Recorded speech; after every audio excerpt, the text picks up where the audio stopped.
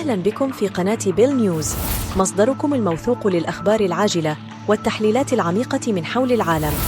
نقدم لكم محتوى دقيق يثري معرفتكم. انضموا إلى مجتمعنا لتبقوا على اطلاع بآخر التطورات. اشتركوا في قناتنا وفعلوا الإشعارات.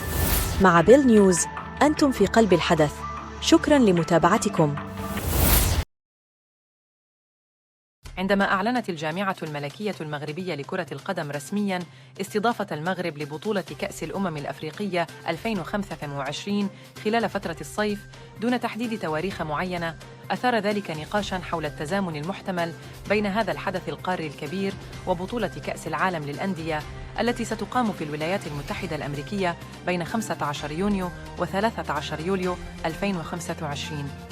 هذه النسخة من كأس العالم للأندية التي ستشهد مشاركة 38 فريقاً للمرة الأولى تعد بمثابة البروفة النهائية قبل انطلاق كأس العالم 2026 المقرر إقامته في الولايات المتحدة الأمريكية، كندا والمكسيك. تأتي استضافة المغرب للبطولة الأفريقية في الصيف كجزء من التوجه العام للكونفدرالية الإفريقية لكرة القدم (CAF) الذي بدأ بنقل موعد البطولة إلى الصيف بداية من نسخة 2019 في مصر، استجابة لطلبات الأندية الأوروبية والاتحادات الكروية لتسهيل مشاركة اللاعبين دون التأثير على جداول مسابقاتهم. ومع ذلك أظهرت كاف مرونة في التعامل مع طلبات الدول المضيفة لإقامة البطولة في ظروف مناخية مواتية، مثل السماح للكاميرون وكوت ديفوار بتنظيم البطولة في أوقات أخرى. يشير التنسيق بين الجامعة الملكية المغربية لكرة القدم وكاف إلى جهود مشتركة لتحديد موعد نهائي للبطولة يحظى بالقبول ويتجنب التعارض مع كأس العالم للأندية.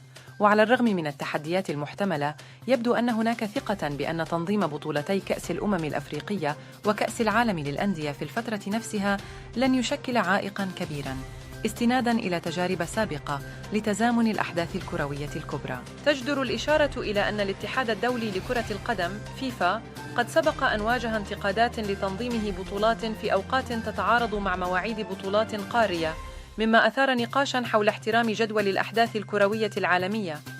ومع ذلك تظهر الاستعدادات الجارية والتنسيق بين الهيئات الكروية المختلفة رغبة في إيجاد حلول مرنة تضمن إقامة جميع الأحداث الكبرى بنجاح وبأقل قدر من التعارض.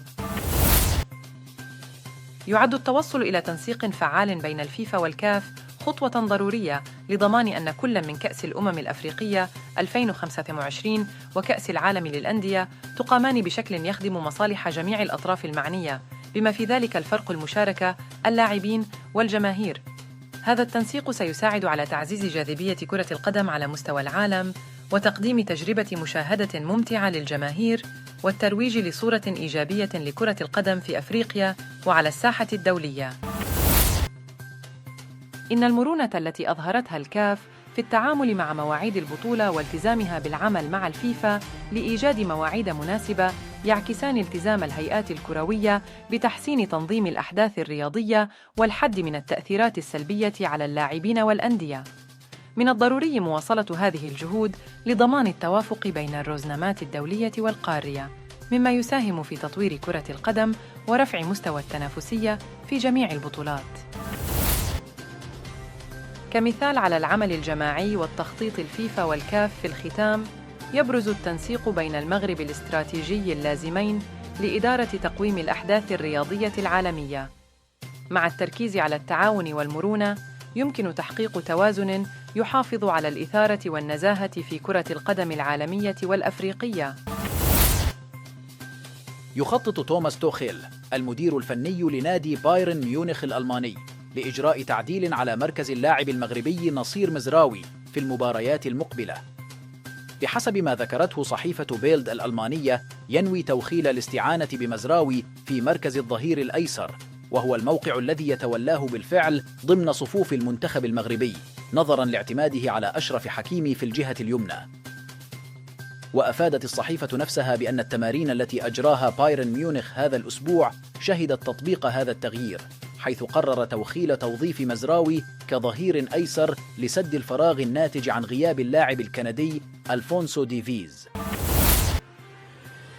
النجم المغربي أشرف حكيمي الذي يلعب كجناح مع فريق باريس سان جيرمان نجح في تأمين المرتبة 20 في لائحة اللاعبين الأسرع عالمياً وفقاً لما نشرته صحيفة ماركا الإسبانية يوم الأربعاء.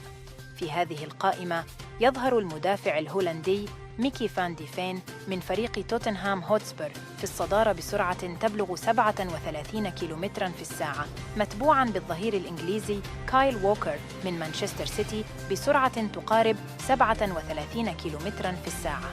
أما المركز الثالث فكان من نصيب الأيرلندي تشيدوزي أوغبيني الهجومي لفريق لوتون تاون بسرعة تصل إلى 36 كيلومتراً في الساعة بزيادة 93 جزءاً من المئة.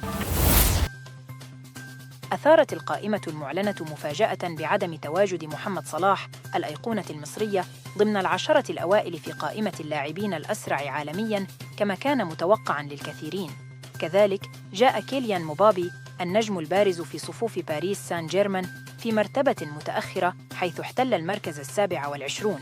سجل صلاح سرعة بلغت 36 كيلومتراً في الساعة مضافاً إليها 6 أجزاء من المئة، بينما وصلت سرعة مبابي إلى 36 كيلومتراً في الساعة مع زيادة 8 أجزاء من المئة. على النقيض حقق أشرف حكيمي اللاعب المغربي وزميل مبابي بالفريق سرعة قدرها 36 كيلومتراً في الساعة و44 جزءاً من المئة.